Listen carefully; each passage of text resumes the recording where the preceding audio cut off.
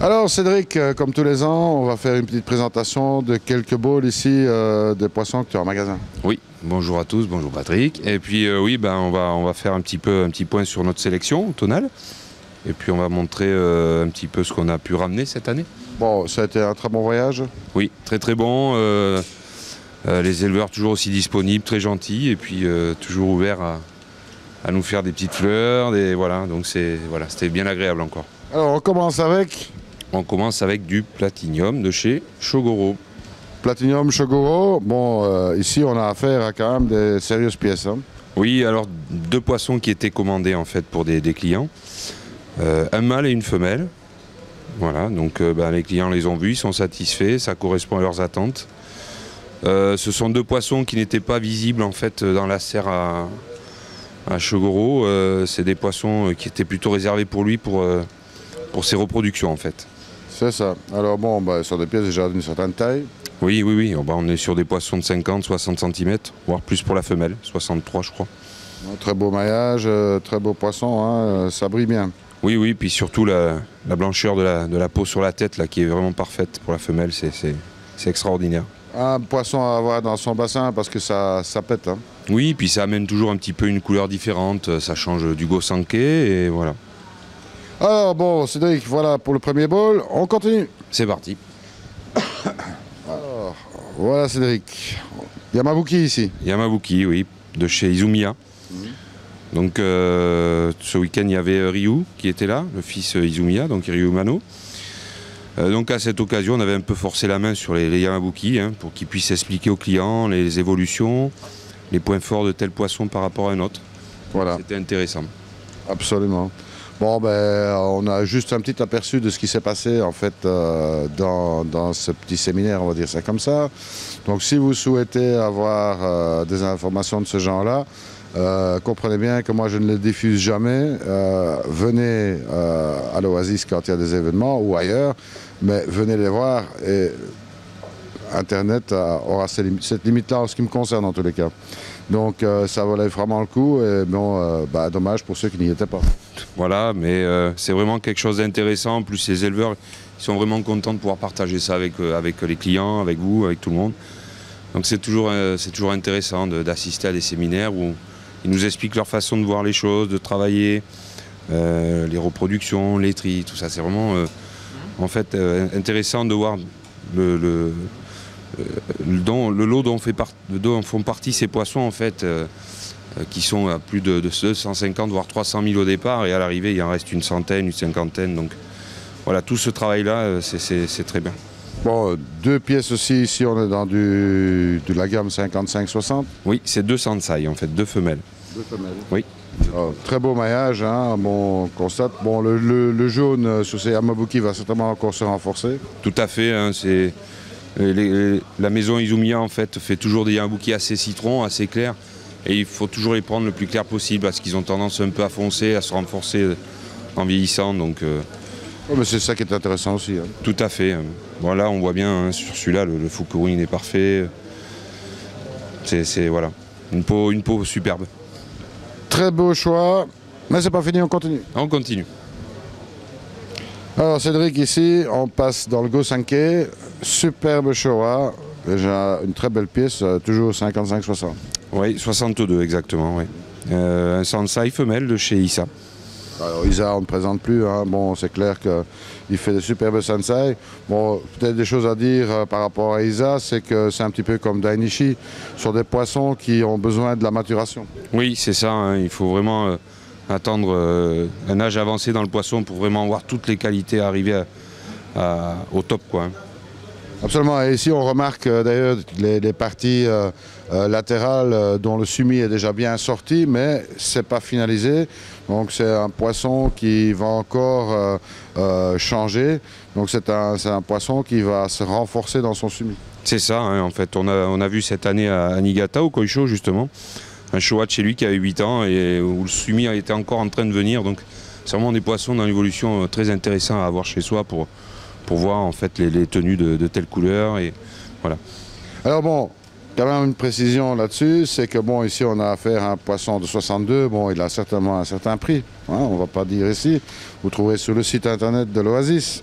Mais c'est intéressant aussi de le prendre par exemple en jumbo tosai quand il rentrera la prochaine. Alors c'est un pari différent, hein, parce que sur le jumbo tosai, on a beaucoup moins d'informations que sur un poisson de cette taille-là.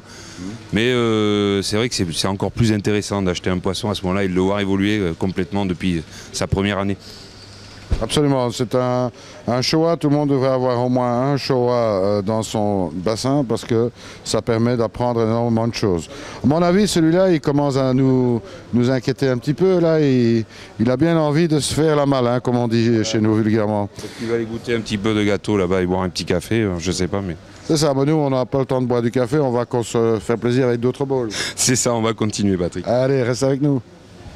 Alors Cédric, ici, superbe Itsuri, très propre. Hein. Oui, alors un poisson, un Sansai de chez Miyatora, pour 60 cm, 58 je crois. 58, ouais, très belle pièce. Bon, c'est ça toujours la difficulté sur le Itsuri, c'est d'avoir un poisson qui reste propre, qui n'a pas trop de chimie. Hein. Il y en a toujours un petit peu, mais bon, ici c'est le cas. Oui, voilà, il est vraiment très très propre, la peau est bien rouge, c'est vraiment un beau poisson, quoi. Un mot sur Miyatora peut-être? Miyatora, un éleveur avec qui on travaille depuis quelques années et puis qui est en train vraiment de franchir des paliers, hein, je trouve. La qualité de ses poissons augmente, la taille aussi.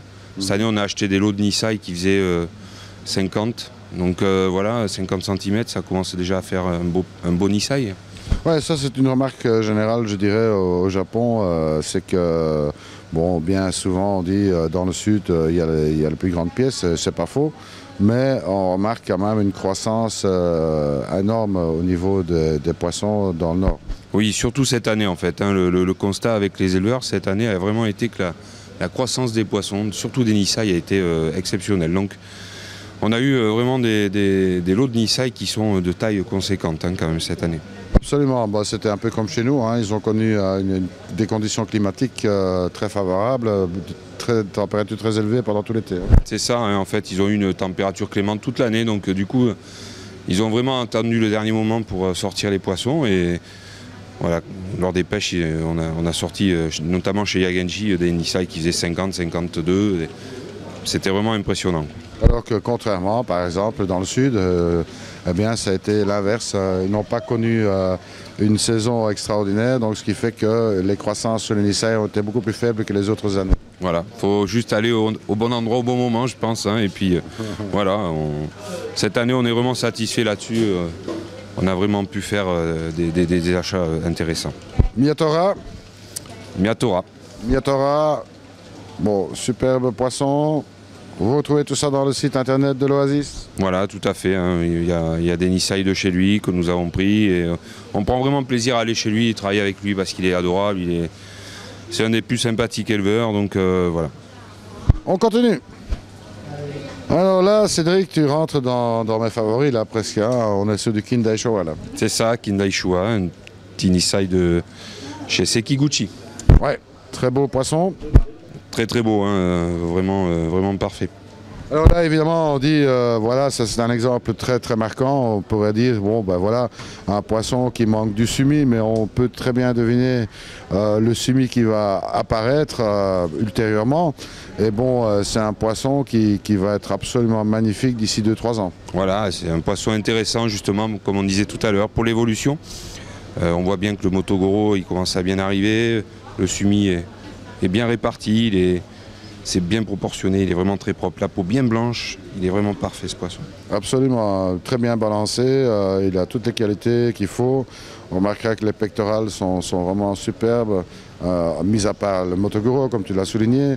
Donc c'est vraiment un poisson à potentiel et à devenir intéressant. Voilà, donc aujourd'hui il n'a pas trouvé preneur, mais on va s'en occuper.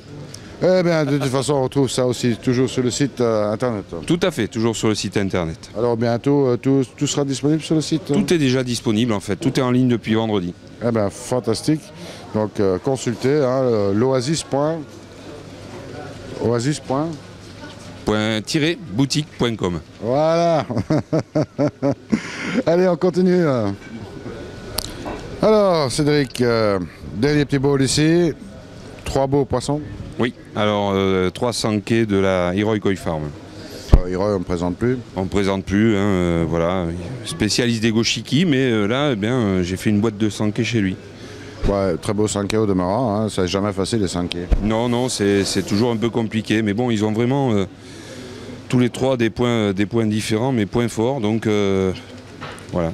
Bon, on remarquera que le kiwa est déjà très très bien marqué. Bon, le sashi n'est pas encore terminé, c'est des jeunes poissons, donc il faut du temps. Voilà, il faut leur laisser du temps, hein, mais ça va être vraiment des beaux poissons à regarder grandir aussi, quoi. Absolument. Alors nous, on n'a pas fini, on a encore quelques petites choses à présenter. Oui, on va faire un petit tour après sur les filtres à tambour, éventuellement de chez Profidrom, et puis voilà. Eh bien, restez avec nous. Voilà. Alors Cédric, pas mal de nouveautés pour 2015. Oui, tout à fait, avec les nouveaux produits de chez Profidrom, qu'on a réussi à avoir en exclu un petit peu pour les portes ouvertes. On a une entente avec Yann superbe pour l'année. On a essayé de travailler avec lui, et voilà, on apprend à le connaître, il est vraiment génial. Donc on continue en fait à pérenniser notre entente professionnelle et donc on rentre tout ce qui va être nouveauté de chez lui cette année. Alors c'était aussi une demande un petit peu particulière de l'Oasis d'avoir un Profidrom étendu, on va dire ça comme ça, à savoir cette machine de guerre, on va dire ici, qui permet quand même un flot de 45 mètres cubes heure, ce qui n'est pas rien, avec tambour intégré, partie bio intégrée, tout est intégré. Les pompes, la pompe à air pour faire du moving bed comme on dit en anglais, la pompe de surpresseur pour le nettoyage de la grille, enfin tout est intégré. Voilà, tout à fait. C'est un plug and play en fait, hein. Il y a uniquement à prévoir les pompes, soit en sortie pour la gravité, soit en entrée pour le pomper. Voilà, il y a vraiment uniquement ça à prévoir. C'est ça qui est intéressant aussi, c'est qu'on peut faire fonctionner ce système soit en gravité, soit en pompée. Et en plus, on va dire qu'avec un prix vraiment extraordinaire. Oui, voilà, c'est le rapport qualité-prix avec la qualité du produit, c'est exceptionnel. Tout est en inox 316. Voilà, c'est vraiment fait tout à la main, assemblé propre. Les soudures sont parfaites. Voilà. Alors, une grille à 70 microns, on peut dire qu'avec ce genre de matériel, si vous n'avez pas de l'eau claire, c'est que vous le voulez. Oui, parce que 70 microns, ça retient vraiment tout. Même les argiles qu'on peut mettre dans les bassins, ça arrête vraiment tout, quoi. Alors bien sûr, il reste aussi la gamme plus classique, je dirais, de filtres à tambour de chez Profidrum, toujours livré avec son panneau de commande et la pompe de surpresseur. C'est ça, en fait, c'est un kit, hein. Dedans vous avez tout, hein. Vous avez le tableau de contrôle. Ce qui est pour Yann sa vraie fierté parce qu'il a élaboré ce tableau lui-même. Et puis ensuite vous avez une pompe haute pression pour la rampe de nettoyage. Et puis ensuite la partie tambour, elle. Donc voilà, toujours avec de l'inox 316, une grille de 70 microns. Et alors bien sûr, il y a chez les autres fournisseurs aussi des nouveautés. On a vu un petit peu Oise, il y a pas mal de nouvelles choses. Plus techniques on dirait aussi, et ainsi de suite. Oui, l'avancée chez Oise cette année, c'est quand même leur boîtier de commande Wi-Fi en fait, hein, donc, qui offre un confort où on peut diriger depuis son canapé, son bassin, allumer ses projecteurs, arrêter son bassin, on peut vraiment tout faire avec. Ouais. Ça c'est une avancée quoi. C'est sympa. C'est sympa. C'est un bon très confort. Sympa. Ah oui, c'est confortable. Alors 2014 se termine, 2015, qu'est-ce qu'il y a comme projet chez l'Oasis ? Le premier projet, ça va être de continuer un petit peu ce qu'on a entamé cette année, à savoir une superbe progression, un afflux de clients qui a été vraiment très important pour nos portes ouvertes. Donc on va vraiment pérenniser cette ambiance en fait. Voilà. C'est vraiment la politique nouvelle de l'Oasis, c'est vraiment la passion en priorité, le partage et la convivialité, voilà, c'est vraiment la base de... Alors en termes de convivialité, moi je confirme. Hein. Oui, ça a été. Ça a été très bien. Hein. Bon, beaucoup de monde pour ces portes ouvertes. Tout à fait, on a vraiment cette année franchi un palier. Hier on était 130 à table, avant-hier on était 60, voilà, c'est vraiment... sans compter bien sûr les gens qui sont venus, qui ne sont pas restés manger avec nous, qui ne pouvaient pas. Et voilà, tout le monde a pu partager, se retrouver, ça permet toujours aussi aux gens de se rencontrer avec le le souci toujours d'internet, qui se connaissent avec leur pseudo, ils se retrouvent ici, ah ben tiens, toi t'es un tel, c'est vraiment sympa. C'est très sympa. Et bon, bien sûr, il y a des choses qui sont prévues au niveau des koi shows, des choses comme ça pour l'année prochaine? Alors on est en train de réfléchir à ce qu'on va faire comme koi show. Je pense qu'on fera sûrement un interkoi. Et le BKS, je ne sais pas encore, on est en train d'en discuter dans les jours à venir, on saura. Mais voilà. D'autres choses de prévues au cours de l'année? Non, pas de nouvelles grandes lignes. On va vraiment développer des produits, hein, toujours essayer d'avoir une gamme assez large pour répondre à l'attente des clients. Donc on va partir un petit peu sur des filtres à douche, des choses comme ça, enfin voilà, plein de nouveautés quoi. C'est ça. Et alors bien sûr, bon, les koi de printemps, c'est-à-dire les Tosai et les Jumbo Tosai. Voilà, le Tosai qui auront lieu, comme tous les années, on ne change pas une équipe qui gagne, hein, le premier week-end d'avril. Les Jumbo, ce sera deuxième week-end de juin. Et puis les koi d'automne qui tombent l'année prochaine, comme cette année en fait, aux alentours du 6. Bon Cédric, si jamais quelque chose d'autre, tu nous le communiqueras. Je te fais signe. Hein. Là, c'est un projet aussi que j'ai pour cette année, mieux communiquer avec toi. Ah ben voilà, on fera le nécessaire. Moi, il me reste à dire toutes mes félicitations et toute ma gratitude pour ce week-end extraordinaire qu'on a passé ici. On a passé vraiment des moments fantastiques.